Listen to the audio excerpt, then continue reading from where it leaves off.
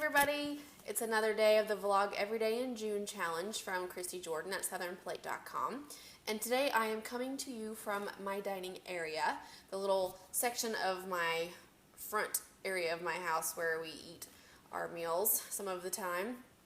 So there's the dining area right back there, there's the table, and you can see some of the stuff I have on my dining area wall back here. I have a couple blog posts that have good pictures of the dining area, and then the side on the other side of this door over here, that's the carport door right there, that show what it looks like. So I'll link to those posts in the description box down below if you want to check those out. The question for today is, do you remember the pattern of dishes that you ate on as a child? And yes, I do, because I have them right here. This strawberry pattern was one of the main sets we ate on when I was growing up, and my mom actually gave these to me after I graduated from college. I don't know if I was married yet or not, but anyway, she was going to get rid of them. Let me set this down. She wanted to know if I wanted them, and I said absolutely, I do. So I love those dishes. When I look at them, I can almost like see certain meals on them, and that's a question for another day. But so I won't go into what we ate when I was growing up any more than I already have. But I can see certain meals on those plates, and I can hear like music in the background, and I just feel a certain warm feeling when I see those dishes. So I'm really glad that I have them. And a lot of times when I will Instagram pictures of what we had for dinner, and it's on that plate, on that set of dishes, people will comment and say how much they love those dishes. And they're not anything fancy, they're not expensive dishes, they're made in Japan, but people really like them, and that makes me happy because I love them too. And then the other part of the question was, is there a special set of dishes you eat on now? And it's these. These are Lennox China stone dishes that let me set this down, my Nana gave me right after I got out of college. She asked me if I wanted them. I don't know if she was planning on getting rid of them or if she just wanted to give them to me anyway. She's always very sweet to give me her stuff. So I said, absolutely, I do. So she gave me those, and we eat on those dishes as our regular dishes all throughout the year.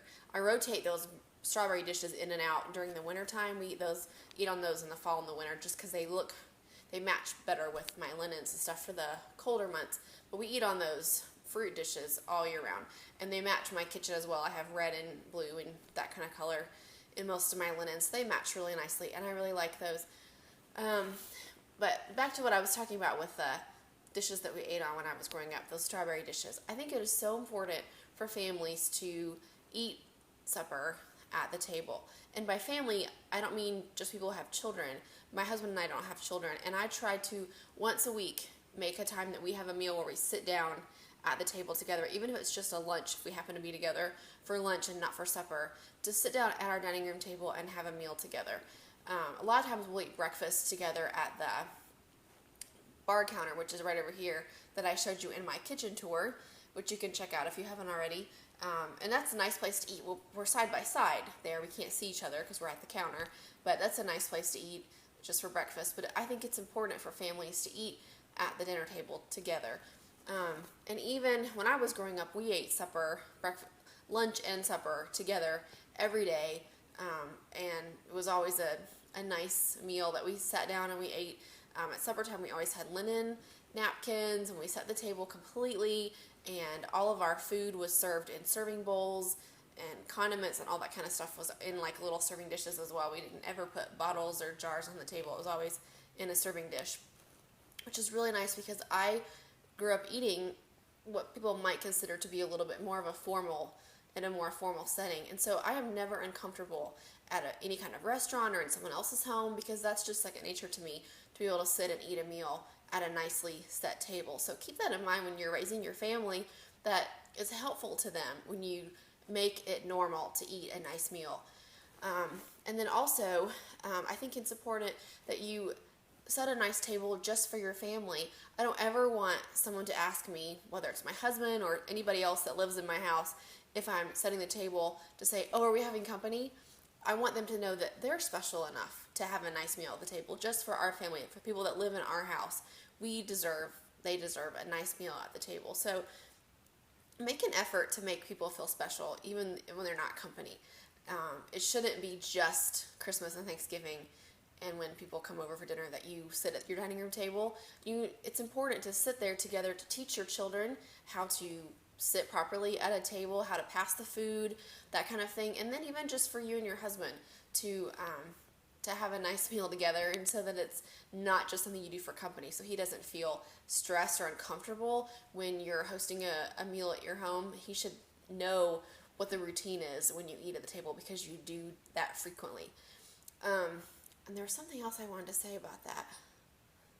Oh yes, there are only 2 times that my husband and I, well, let me say it this way. There are 2 times, I don't mean to be like, there are only 2 times. There are 2 times that we almost always end up having a really good conversation. And that is when we are on a walk, whether it's through downtown or in our neighborhood or in a park, or so when we're on a walk or when we're at the dining room table. Any other time, we're always going to have a phone in our hand. The TV's going to be on. We're going to be doing something else. We're going to be playing a game on our phone, or, whatever, checking Instagram. That's me. But when we're eating a meal at the table, we don't have our phones. We usually have music playing in the background, something soft and quiet. A lot of times he'll just turn on some kind of YouTube playlist of piano music from Disney movies or something.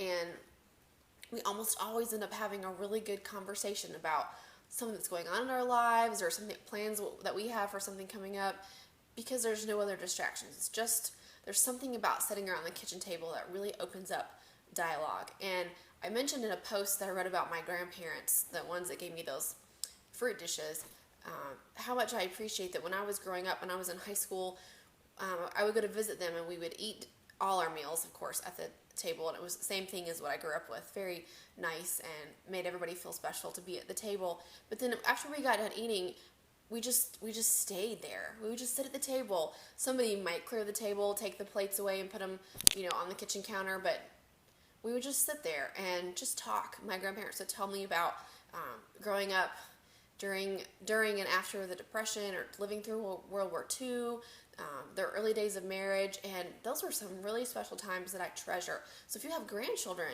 I encourage you to cultivate that kind of atmosphere in your home where your grandchildren can just sit around the table with you, and you can invest in their lives and impact the way that they think about life because of the stories that you tell them around the kitchen table. So for me, dishes are much more than just what we eat on. They hold a lot of memories and a lot of special sentimental place in my heart. I really, really love the dishes that I eat on.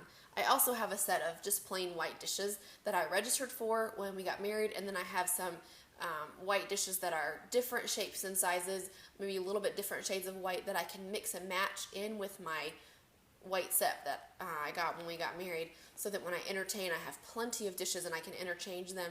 And those are the ones that you see in my post on my blog about entertaining. Anytime I do a Christmas or a Thanksgiving or any kind of dinner party, I use those white plates because they are so versatile. So those are always good to have, and hopefully people have good memories of eating on those plates as well. I would love to hear if you have any stories about the plates that you ate on growing up, or what you have in your home right now. Please share in the comments below. That would just really, really be fun. And if you enjoyed this video, give it a thumbs up. And also, if you want to subscribe to my channel, every day this month I am posting another video about food and how it impacts our life.